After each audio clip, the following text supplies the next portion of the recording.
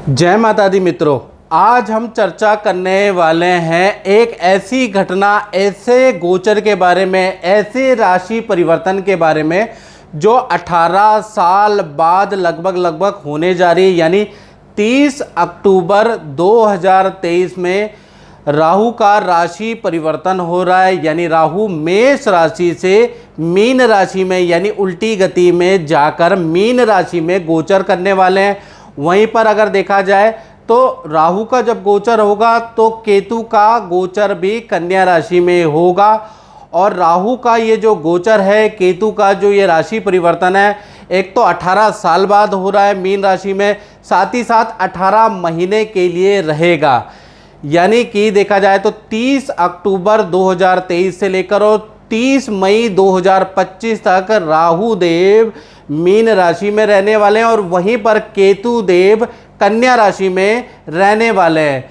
आज हम चर्चा करेंगे राहु के बारे में और अगले एपिसोड में मित्रों हम चर्चा करेंगे कि केतु के बारे में। ये एपिसोड होगा राहु के ऊपर कि राहु का 12 राशियों पे क्या प्रभाव पड़ेगा, इसके बारे में इस कार्यक्रम में चर्चा करेंगे। सबसे पहले राहु का मंत्र, ओम अर्धकाया महावीर्या चंद्रादित्य विमर्दनम सिंगिका गर्भ संभूतम तम राहु पर्णमाम्यम। यानी अर्धकाया महावीर्य, यानी कि राहु की अर्धकाया है और महावीर्य का मतलब बहुत ज़्यादा लालसा और महत्वाकांक्षी वाला ग्रह। चंद्रादित्य विमर्दनम, जिसका चंद्रमा और देखा जाए सूर्य से गंभीर शत्रुता है। सिंगिका गर्भ संभूतम तम राहु प्रणमाम्यम, सिंह की सवारी करने वाला ऐसे राहु देव को हम प्रणाम करते हैं। चलिए, सबसे पहले राहु देव कौन है, और ज़्यादातर दर्शकों को जो ज्योतिष के अंदर इंटरेस्ट रखते हैं उन्हें मालूम है, लेकिन फिर भी मैं थोड़ा सा अपनी ओर से पौराणिक महत्व भी आपको बताने जा रहा हूँ और वैज्ञानिक महत्व भी बताने जा रहा हूँ। पहले हम ये जानते हैं कि राहु है क्या, कौन है। तो पौराणिक कथा के अनुसार जब समुद्र मंथन के दौरान स्वर भानु एक दैत्य था जिसने अमृत का कलश या अमृत का पान पी के वो अमर हो गया, तब भगवान विष्णु ने अपने चक्र से उसके 2 भाग कर दिए। यानी कि जो विष्णु भगवान का चक्र था उसके गले से उसको काट दिया, तो ऊपर का हिस्सा या राहु कहलाया और नीचे का हिस्सा जो है, जो धड़ है, वो केतु कहलाया। और ये राहु और केतु के नाम से आगे प्रसिद्ध हो गए। वैसे इस राक्षस का नाम स्वरभानु था। अब वैज्ञानिक महत्व के बारे में मित्रों जानते हैं तो देखिएगा कि सूर्य, ये सूर्य है और सूर्य की परिक्रमा पृथ्वी करती है। मान लीजिए सूर्य है, सूर्य की परिक्रमा पृथ्वी करती है और पृथ्वी की परिक्रमा कौन करता है? चंद्रमा। तो जब जो पृथ्वी की जो कक्षा है और चंद्रमा की कक्षा देखा जाए, जब ये आपस में 2 भागों में ऊपर और नीचे काटती है, यानी कि 2 अक्षांश में काटती है, जो चित्र में दिख रहा है, और उसको नॉर्थ नोड और साउथ नोड कहा जाता है। यानी नॉर्थ नोड और साउथ नोड कहा जाता है और इसको टोटल इस घटना को लूनर नोड कहा जाता है। वहीं पर आपको ऊपर की तरफ केतु महाराज मिल जाएंगे, नीचे की तरफ आपको राहु महाराज मिल जाएंगे, जो कि पृथ्वी की कक्षा और देखा जाए चंद्रमा की कक्षा को 2 भागों में 2 बिंदुओं पे काटता है। आपको चित्र में समझ में आ जाएगा मैं क्या कहना चाहता हूँ। यहीं पर है राहु और केतु, याद रखिएगा। अब राहु और केतु को आपने जान लिया क्या है, कैसे दिखते हैं। वैसे तो दिखाई देते नहीं, छाया ग्रह हैं, लेकिन उसका अनुमानित वैज्ञानिक दृष्टिकोण हमने देख लिया, पौराणिक महत्व देख लिया। अब राहु केतु के कुछ रोचक तथ्य मैं बताने जा रहा हूं जो कि आपको बड़ा हैरान करने वाला है। पहला मित्रों, राहु केतु की कोई अपनी राशि नहीं है। यानी कि अभी तक, यानी कि इस वीडियो 2023 तक और जब से राहु केतु का सर कटा है तब से अभी तक विद्वानों के बहुत अलग अलग मत है। मतलब राहु केतु में जितना कन्फ्यूजन है ना मित्रों, उतना कन्फ्यूजन किसी में नहीं है।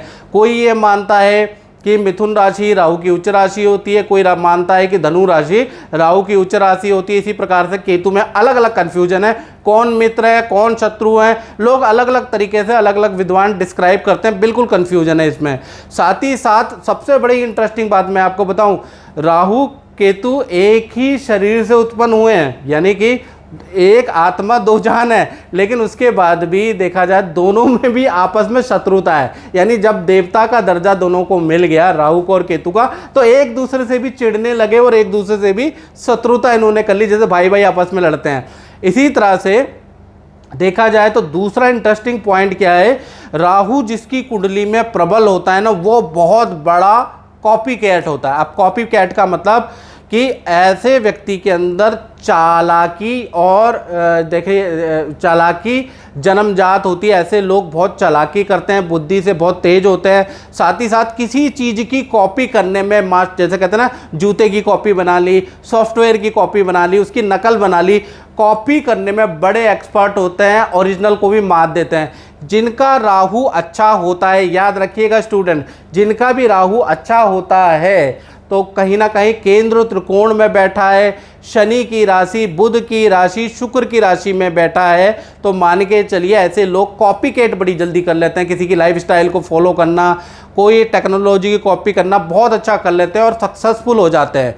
साथ ही साथ केतु के बारे में बात करें तो केतु जो ग्रह है वो इंट्यूशन वाला होता है। यानी केतु जिसका भी स्ट्रांग होता है, और केतु किन राशियों में स्ट्रांग होता है ये बड़ा कंफ्यूजन है। केतु अधिकतर मित्रों जो राशियां हैं बुध की, गुरु की, शुक्र की राशियों के अंदर स्ट्रांग होता है। याद रखिएगा, बुध की राशि, गुरु की राशि, शुक्र की राशि में स्ट्रांग माना जाता है केतु को। तो यहाँ पर केतु अगर होंगे तो आपकी कुंडली में और केंद्र त्रिकोण में होंगे तो केतु आपका अच्छा है, आपके अंदर इंट्यूशन पावर हो जाएगी। यानी आपको एक अनुभव पता चलेगा कि आगे क्या होने वाला है, 10 साल बाद टेक्नोलॉजी कहाँ जाएगी, आपको बुरे और अच्छे की इंट्यूशन आने लगेगी, आपके अंदर इंट्यूटिव पावर आ जाएगी, जिसके कारण आप जो हैं अपने भविष्य को अच्छा बना सकते हैं।